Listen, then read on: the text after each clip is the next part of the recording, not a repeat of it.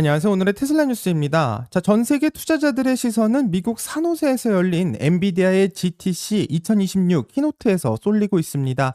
3시간이 넘는 젠슨 황의 발표는 정말 압도적이었었는데요. 엔비디아는 이제 지상을 넘어서 우주 궤도에 AI 데이터 센터를 올리겠다는 이른바 우주제국의 청사진을 공식화했습니다. 그런데 바로 그 시각 일론 머스크가 자신의 SNS에 남긴 짧은 한마디가 시장을 흔들고 있는데요. 구글이 몇 년 동안은 승자가 될 수 있지만 그 이후에는 스페이스X가 다른 모두를 합친 것보다 훨씬 더 커질 것이라는 말을 했습니다. 정말 많은 테슬라 주주들은 이 발언에 즉각 반문할 수밖에 없는데요. 아니 지금 테슬라 이야기를 해야지 뜬금없이 스페이스X를 말하고 있는데 그럼 테슬라는 버려진 건가 반문할 수밖에 없습니다. 오늘 영상은 바로 그 의문에서 시작하고요. 일론 머스크는 왜 지금 이 시점에서 테슬라가 아닌 스페이스X를 승자로 지목했을지 궁금한데 젠슨 황이 발표하고 있는 우주 데이터 센터의 계획은 왜 일론 머스크가 이 말하고 있었던 것을 그대로 따라가고 있는 것이 궁금하고요. 또 젠슨 황은 3시간 동안 무슨 이야기를 하고 있었는지 이제부터 같이 한번 확인해 보겠습니다. 끝까지 함께 해주시길 바라고요. 그럼 출발할게요.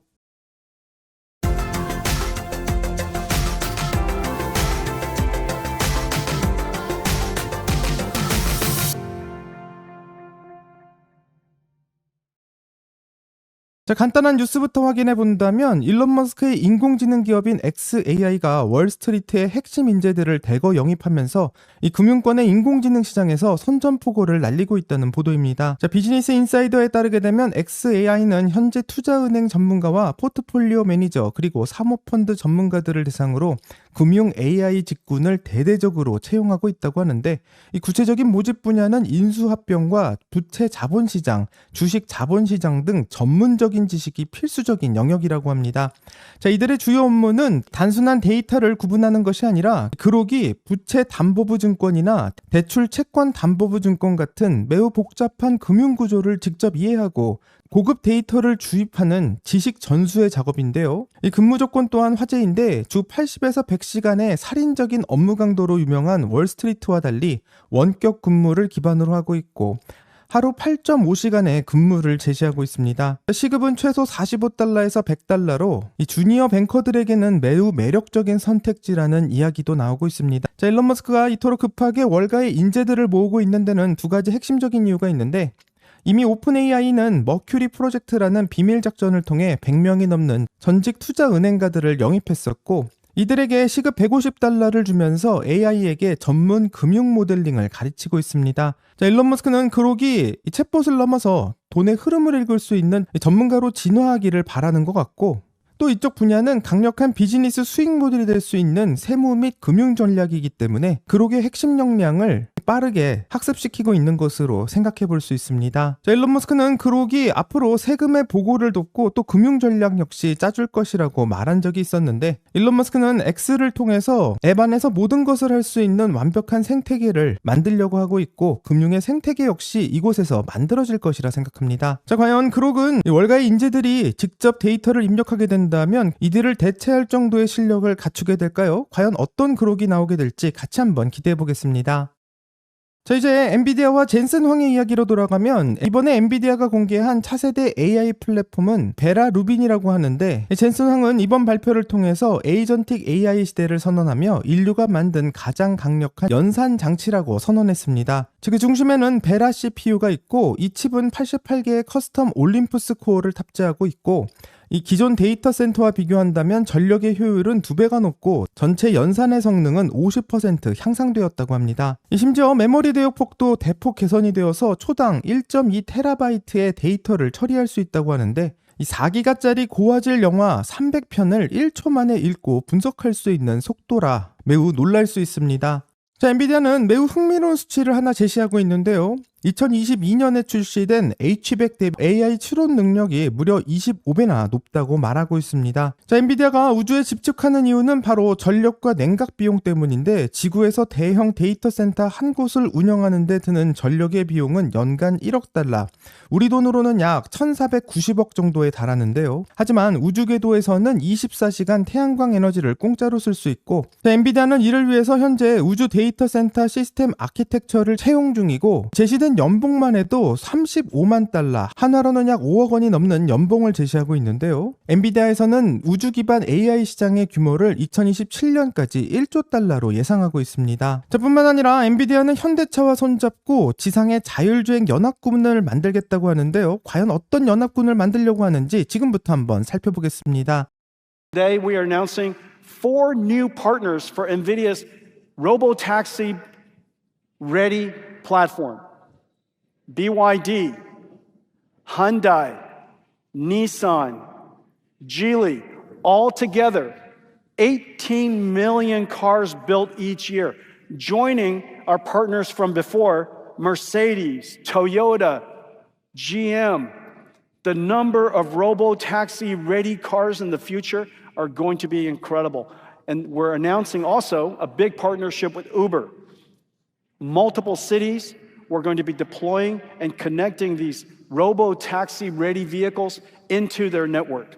And so a whole bunch of new cars. We have ABB, Universal Robotics, KUKA, so many robotics companies here.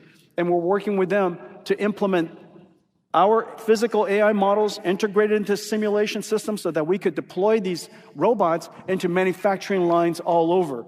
We have Caterpillar here. We even have T-Mobile here. And the reason for that is in the future, that radio tower used to be a radio tower, is going to be an NVIDIA Aerial AI RAN. And so this is going to be a robotics radio tower, meaning it can reason about the traffic, figures out how to adjust its beamforming so that it could save as much energy as possible and increase the amount of fidelity as possible. 자, 이제 시선을 우주에서 지상으로 돌려본다면 젠슨 황은 이번 키노트에서 테슬라 주주들에게 가장 큰 충격을 주고 있는데 바로 자율주행 연합군의 확장을 발표했기 때문입니다. 자, 엔비디아는 이번 자율주행 전용 차세대 프로세서인 드라이브 토르를 전면에 내세웠고 이 칩의 연산 능력은 현재 테슬라의 FSD 컴퓨터 하드웨어 성능을 수치상으로는 압도하고 있는 것은 맞습니다. 자, 놀라운 것은 대한민국 자동차 회사인 현대자동차 그룹의 행보인데요. 현대차는 GTC 2026을 통해서 엔비디아의 자율주행 플랫폼인 드라이브 하이페리온을 차세대 라인업에 전면 채택하겠다고 공식화했고 현대뿐만 아니라 중국의 전기차 회사인 BYD와 일본의 닛산 그리고 지리자동차까지 전 세계 완성차 시장의 40%를 점유하고 있는 기업들이 엔비디아의 깃발 아래 모이게 되었습니다. 자, 이들은 엔비디아가 새롭게 공개한 자율주행 엔진인 알파마요를 통해서 2027년까지 레벨 4 자율주행을 실현하겠다라고 선언하고 있는데 엔비디아는 이 연합군을 통해서 2028년까지 전 세계 28개 주요 도시에서 로보택시를 배치하겠다라는 구체적인 로드맵도 제시하고 있습니다. 한마디로 젠슨 황은 시장의 표준을 엔비디아로 만들겠다라는 전략인 것 같고요.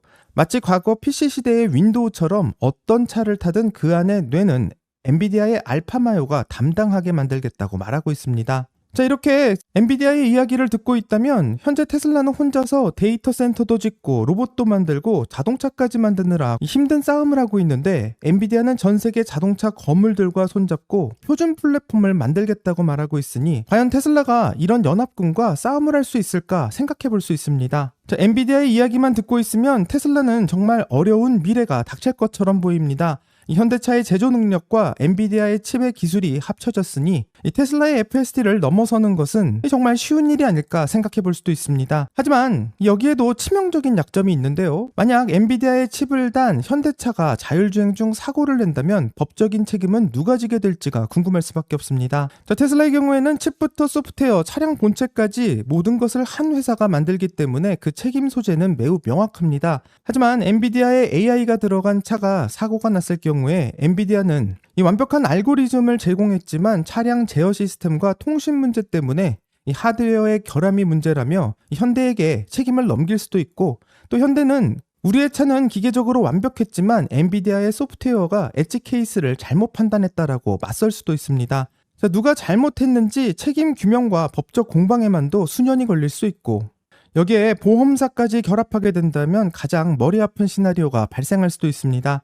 자, 두 번째 문제는 데이터의 질이고요. 엔비디아는 옴니버스 시뮬레이션 환경에서 이 시뮬레이션을 통해서 자율주행을 학습한다고 말하고 있습니다. 하지만 테슬라가 모으고 있는 실주행 도로에서는 가상으로 만들어낼 수 없는 엣지 케이스들이 나오고 있고 이런 진짜 엣지 케이스들은 실험실이 아닌 실제 도로에서만 얻어낼 수 있으며 단 한 번도 수백만 대의 차량을 실시간으로 운영해 본 경험이 없는 엔비디아가 만드는 자료가 얼마나 정확할지, 과연 이런 시스템에 목숨을 맡길 수 있을지는 매우 어려운 문제라고 생각합니다. 또 현대차를 비롯한 기존 제조사들의 차량 내부에는 브레이크와 조향장치, 에어컨 등을 담당하는 수백 개의 ECU가 있는데요.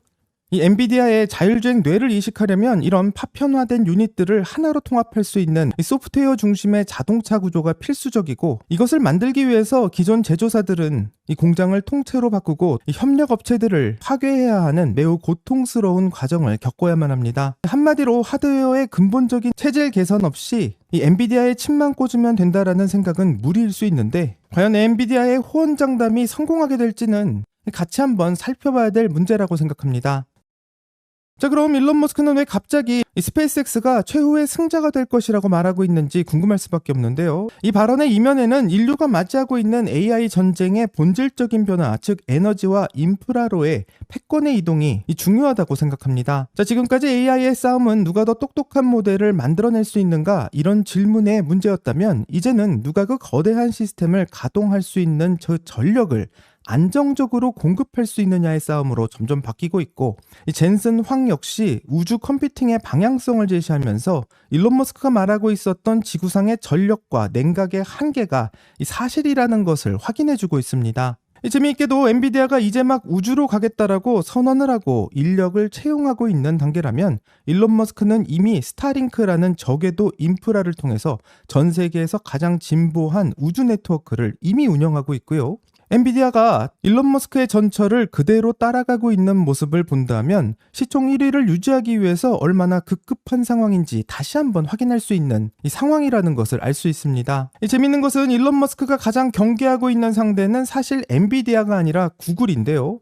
일론 머스크가 오픈 AI를 만들 때도 구글의 AI 독점을 막기 위해서였고, 이런 AI 경쟁에서 누가 승자가 될 수 있는가를 경쟁하고 있는 상황에서 일론 머스크는 에너지를 장악할 수 있는 우주의 인프라를 가지고 있는 사람이 바로 이런 AI 경쟁에서 승자가 될 것이라 예상합니다.